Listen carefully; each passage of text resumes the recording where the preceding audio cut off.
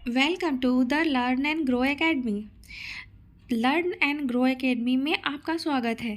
इस वीडियो में हम सीटेट के 5 मोस्ट इम्पॉर्टेंट क्वेश्चन को कवर करेंगे जो प्रीवियस ईयर का है। मैं कोशिश करूँगी कि इससे आपके कॉन्सेप्ट को क्लियर कर सकूँ। एग्ज़ाम में डायरेक्ट यही क्वेश्चन तो नहीं होंगे, लेकिन इससे रिलेटेड अगर कोई क्वेश्चन होगा, ऐसा ही अगर क्वेश्चन को घुमा फिरा के पूछे तो आप वो समझ पाओ। मैं कोशिश करूँगी कि आपकी कैपेसिटी को उतना बिल्ड कर पाऊँ। आइए चलते हैं अपने फर्स्ट क्वेश्चन की तरफ। फर्स्ट क्वेश्चन आपके स्क्रीन पे है, आप इसको खुद से पढ़ने की कोशिश कीजिए, खुद से जवाब दीजिए। यही आदत आपकी एग्ज़ाम में रहेगी। अगर आप मेरे पढ़ने के बाद सुन के जवाब देने की कोशिश करोगे तो आपके कॉन्सेप्ट उतने क्लियर नहीं होंगे, क्योंकि जो गलती अगर आप खुद से पढ़ के यहाँ पे अगर आपको समझने में प्रॉब्लम हो रही है तो फिर उसको आप प्रैक्टिस के साथ इम्प्रूव कर पाओगे। सबसे ज़्यादा इम्पॉर्टेंट यही होता है कि क्वेश्चन को पढ़ के समझना कि क्वेश्चन कहना क्या चाहता है, एग्जामिनर पूछना क्या चाहता है। अगर आपको ये समझ में आ गया खुद से पढ़ के तो जवाब देना बहुत आसान हो जाता है। इसके लिए बहुत सारी प्रैक्टिस की ज़रूरत है, बस और कुछ नहीं। आइए देखते हैं फर्स्ट क्वेश्चन को। Dyslexia is what condition which impact learner ability to. अपठन वैकल्य डिस्लेक्सिया ऐसी स्थिति है जो शिक्षार्थी को कौन सी क्षमता को प्रभावित करती है। तो डिस्लेक्सिया का मतलब ही होता है पठन वैकल्य, मतलब पढ़ने से संबंधित कठिनाई। ये एक न्यूरोलॉजिकल डिजीज़ होती है। ये लर्निंग डिसेबिलिटी की कुछ टाइप होते हैं।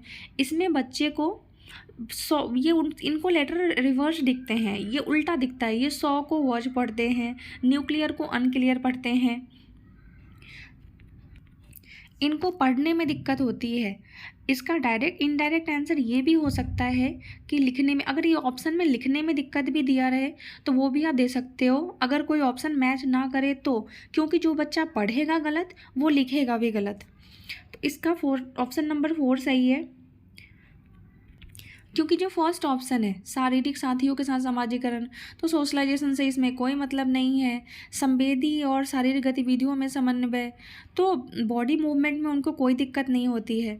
एक बार जब हिंदी में क्वेश्चन अलग सा लगे ना तो आप इंग्लिश में ज़रूर उसको देखना, क्योंकि सीटेट भी कहता है कि अगर हिंदी में क्वेश्चन गलत होते हैं तो इंग्लिश वाला ही वैलिड माना जाएगा। और इंग्लिश कोई इतनी भी टफ नहीं होती कि आप पढ़ के समझ ना पाओ। कई बार हिंदी के लैंग्वेज समझ नहीं आते तो हमें इंग्लिश देख के समझ में आ जाता है। तो एक बार ट्राई ज़रूर करना। इसका ऑप्शन 4 सही है। नेक्स्ट क्वेश्चन पे आते हैं। ये अजम्पशन एंड रीजनिंग वाले क्वेश्चन है। इसमें बच्चों को बहुत प्रॉब्लम होती है, बहुत। आइए पढ़ते हैं क्वेश्चन को। पहले आप खुद से पढ़ो और पढ़ के वीडियो को पॉज करो और उसको समझने की कोशिश करो कि इसका आंसर क्या हो सकता है। वास्तविक जीवन की समस्याएं और मूर्त अनुभवों से सीखने से बच्चे को अधिगम और जानकारी प्राप्त करने के लिए कई रास्ते मिलते हैं। ये आपका अजम्पशन है। अब इसका रीज़न देखना है कि इसका रीज़न क्या है। तो विकास अपेक्षाकृत व्यवस्थित और अनुक्रमिक है। तो क्या ये सही है? अजम्पशन और रीजनिंग में हमें ये पढ़ना होता है कि जो अजम्पशन दे रखे हैं तो आपको ये देखो कि क्या ये सही है।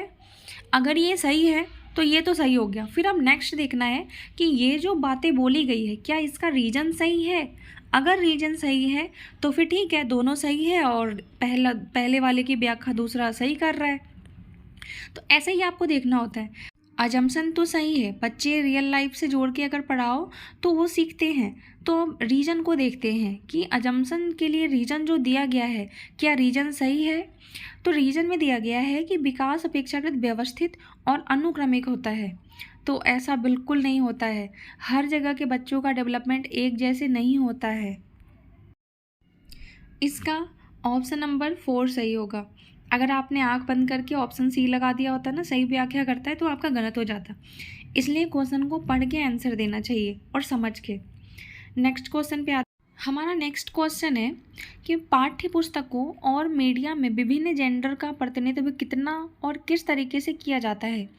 ऐसे क्वेश्चन पूछ के किसको प्रोत्साहन मिलेगा? जेंडर पहचान को मजबूत करना, या जेंडर भूमिका की नैतिकता को हतोत्साहित करना, जेंडर रूढ़ियों पर सवाल उठाना, या फिर जेंडर स्थिरता को मजबूत करना। तो आप पहले इस क्वेश्चन को 2 बार पढ़ो, एक बार में नहीं समझ आए 2 बार, 2 बार, 3 बार इसको पढ़ो आप कि क्वेश्चन क्या कहना चाहता है। इसमें क्वेश्चन ये कह रहा है कि पाठ्य पुस्तकों और मीडिया में विभिन्न जेंडर प्रतिनिधित्व कितना है, मतलब कि विभिन्न लड़के और लड़कियों का बुक में और मीडिया में अगर हम देखें तो कितना है, कितने लड़के के एग्जाम्पल को सेट किए जाते हैं और कितने लड़कियों को। तो ऐसा क्वेश्चन कौन पूछेगा? ऐसा क्वेश्चन पूछना मतलब वो किसको प्रोत्साहित कर रहा है? जेंडर पहचान को मजबूत करना। तो ये मजबूत करना नहीं होता है कि हाँ नहीं, अब मजबूत पढ़ना मतलब हाँ ठीक है, अच्छी बात है, ऐसा करो आप, तो ये तो नहीं है। हतोत्साहित तो हम नहीं कर रहे हैं, जेंडर स्थिरता को मजबूत भी नहीं कर रहे हैं। इसका होगा कि जेंडर रूढ़ियों पर सवाल उठाना। हम सवाल उठाते हैं कि जेंडर का प्रतिनिधित्व कितना कर रहे हैं और किस तरीके से कर रहे हैं। तो इसका ऑप्शन है थर्ड। नेक्स्ट क्वेश्चन पे आते हैं। हमारा नेक्स्ट क्वेश्चन भी अजम्पशन और रीजनिंग वाला ही है, इसको पढ़ते हैं। एक समावेशी कक्षा में सीखने के लक्ष्यों, शैक्षणिक रणनीति के साथ साथ आकलन में अनुकूल किया जाना चाहिए। क्या ये सही है अजम्पशन? और अगर अजम्पशन सही है तो क्या इसके रीज़न भी सही है? आप एक बार खुद से पढ़ो इसको, फिर सॉल्व करने की कोशिश करो। अजम्पशन के लिए रीजन जो दिया गया है वो ये कह रहा है कि समावेशन का दर्शन शैक्षणिक दृष्टिकोण और मूल्यांकन के माध्यम से सभी व्यक्तियों मतभेदों को समाप्त करने की वकालत करता है। तो जी नहीं, वकालत नहीं करता है। समावेशी कक्षा मतलब इंक्लूसिव क्लासरूम में हम सभी बच्चों को, सभी टाइप के बच्चों को एक साथ एक ही क्लासरूम में पढ़ाते हैं। तो इसका मतलब ये नहीं है कि मतभेदों को समाप्त करने की वकालत करता है। तो रीज़न इसका गलत है, बस इसका अजम्पशन ही सही है कि इंक्लूसिव एजुकेशन ऐसा होता है। Option number A. हमारा नेक्स्ट क्वेश्चन है। एक क्लास टीचर ने नोट किया कि उसका एक स्टूडेंट है जो अत्यधिक विचलित है, उसके कक्षा में ध्यान देने में उसको प्रॉब्लम हो रही है। तो उस स्टूडेंट को कैसे पढ़ाया जाएगा?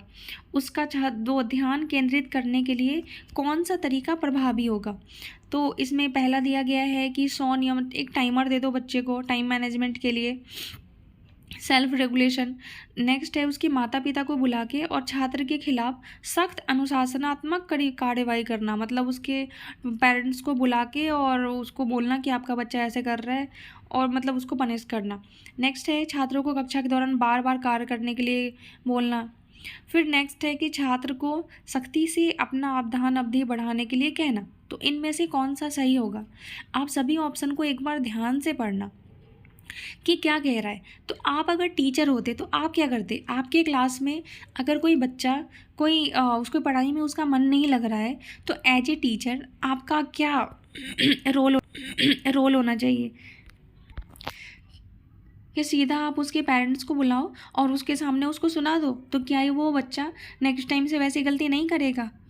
आपको चाहिए उसकी प्रॉब्लम को देखना कि वो ऐसा क्यों कर रहा है। फिर नेक्स्ट है कि छात्र को कक्षा के दौरान बार बार कार्य करने के लिए कह देना। एक तो वो फोकस नहीं कर पा रहा, उसके बाद आप उसको बार बार कह रहे हो रोक रोक के तुम ये करो ऐसे करो, तो ये भी गलत है। नेक्स्ट है कि छात्र को आप बिल्कुल गुस्से में डांट के कह रहे हैं कि आपको अपना टाइम ड्यूरेशन बढ़ाना चाहिए, तो ये भी गलत है। CDP में सारे ही ऑप्शन सही लगते हैं, हमें वो चुनना होता है जो बेस्ट हो।